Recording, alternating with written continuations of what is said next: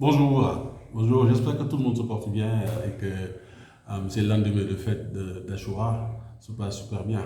Alors, il faut dire, pour ceux qui ne sont pas au Sénégal, le Sénégal est un pays assez particulier, d'accord? Il est clair que depuis les années 60, il y a toujours eu une cohésion entre les musulmans et les catholiques. C'est-à-dire que moi qui ai grandi dans ce pays, je pourrais en témoigner, car effectivement, la plupart de mes amis étaient bien sûr soit musulmans ou chrétiens, mais on n'a jamais senti la différence. C'était dans la communion, dans l'effervescence. D'ailleurs, même, et à Zigrancha et à Kaolak, on a deux cimetières où on enterre en même temps et des musulmans et des catholiques. C'est ça la particularité du Sénégal. Alors pourquoi j'en parle? Parce qu'effectivement, hier j'ai reçu beaucoup de repas de mes amis musulmans de différentes régions, ou en tout cas sites ou quartiers de Dakar. C'était super bien. Alors malgré la pandémie, nous avons pu traiter ensemble dans la cohésion. Alors aujourd'hui, je voudrais que l'on parle de modèle économique et de plan d'affaires. Modèle économique, plan d'affaires. Comme vous le sentez aisément, ce sont deux mots en français et nécessairement, il faut dire que ce sont deux choses différentes. D'accord? Alors, tu as un business, ou bien tu es salarié, ou bien tu es entrepreneur, ou bien tu veux débuter, tu ne sais pas comment débuter. Alors, il faut comprendre que, avant toute chose, il faut un plan économique, ou modèle économique, en tout cas, ou un modèle, ou une structure, ou bien une réflexion, d'accord, mise sur papier pour pouvoir comprendre comment tu vas fonctionner avec ta structure, ton entreprise, ton organisation à but lucratif ou non lucratif. Cela dépendra de ce que tu veux, d'accord. Prenons l'exemple d'un entrepreneur, ou bien disons d'un salarié.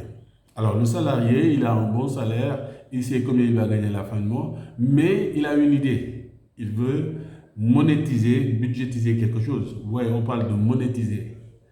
Monétiser, c'est justement proposer quelque chose et avoir donc en retour donc de la monnaie, en tout cas en paiement de ton service. Alors, ou bien quelqu'un d'autre, une organisation qui veut donc proposer des services et en retour, il ne va pas monétiser. C'est juste du libre service, ou bien en tout cas, c'est gratuit. Entendez par libre service, justement, une action, en tout cas des propositions économiques, on va dire, que tu vas faire moyennant rien en retour, parce que tu es mécène, ou bien en tout cas tu fais des dons, ou bien en tout cas tu participes au développement social de ta contrée. Alors là où on pourrait effectivement mettre le doigt, c'est justement le modèle économique où tu vas te faire monétiser, comme tout bon entrepreneur ou bien salarié. Alors on revient au salarié.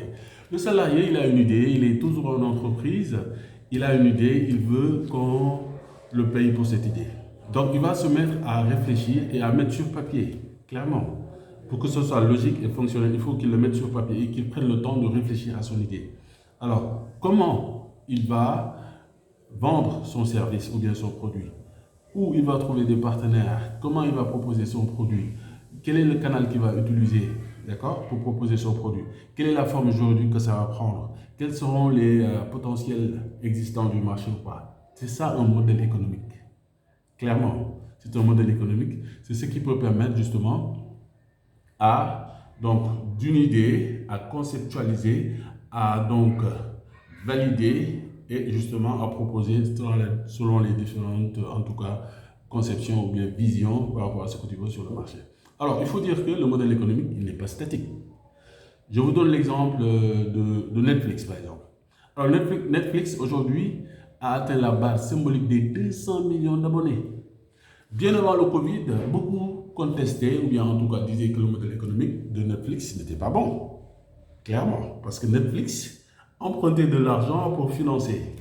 Les plus critiques disaient que oui, les banques sont folles, excusez-moi de l'expression, les banques sont folles, elles étaient en train de prendre de l'argent qu'elles remettaient à Netflix gratuitement, qu'ils le jetaient par la fenêtre.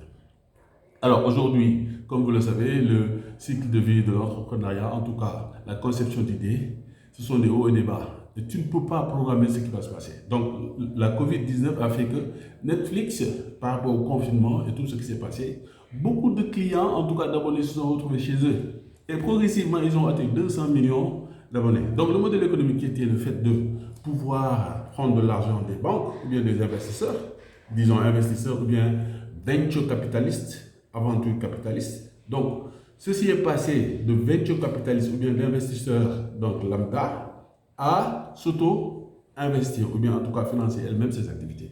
Donc, le modèle économique a changé, il n'était plus statique. Alors, prenons l'exemple de, disons, Facebook. Aujourd'hui, c'est quoi le modèle économique de Facebook? Facebook a une plateforme où tout le monde vient gratuitement, et ils le disent, c'est le slogan. Facebook est gratuit et il sera toujours gratuit. Alors, quand tu viens, tu ouvres un compte et que tu commences à appeler tes amis, la suite logique, c'est potentiellement pourquoi tu ne devrais pas payer pour justement l'utilisation de la plateforme. Facebook a dit, je ne vais pas faire payer, mais justement, quand tu es entreprise et que tu viens et que tu te rends compte qu'il y a une communauté, c'est-à-dire qu'il y a des millions, pour ne pas dire des milliards d'individus sur le réseau, si tu veux leur proposer le produit, tu me payes. C'est ça le modèle économique, donc de façon très ramassée, de Facebook. Alors, le modèle économique te permet, toi, salarié, entrepreneur ou bien organisation à but non lucratif, de mettre en place une stratégie, un concept, un modèle de fonctionnement de ta structure pour effectivement donc, manager l'idée, avoir le fonctionnement de ta structure et bien, en tout cas, in fine, de pouvoir proposer un service payant ou non payant sur le marché. C'est ça, en gros, un modèle économique. Alors, il est différent du business plan.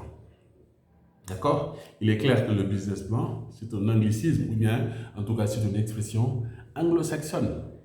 Mais ça veut tout simplement dire le plan d'affaires. D'accord?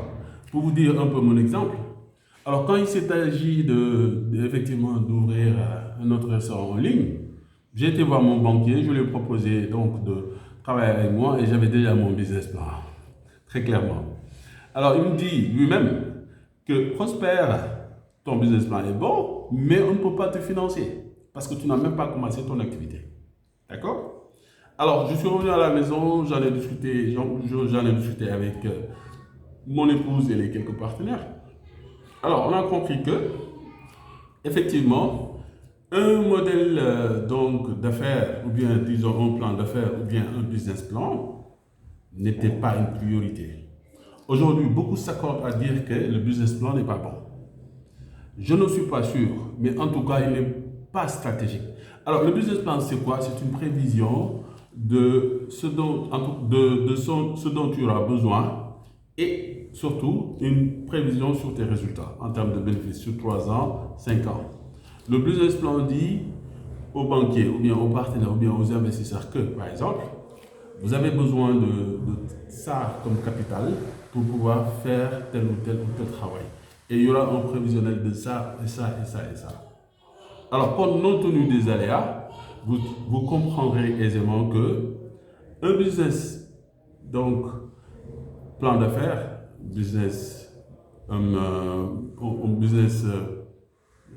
plan d'affaires ou bien business plan, je veux dire, le business plan proposé à des personnes ou bien proposé à des structures qui pourraient te préfinancer ne fonctionne pas toujours.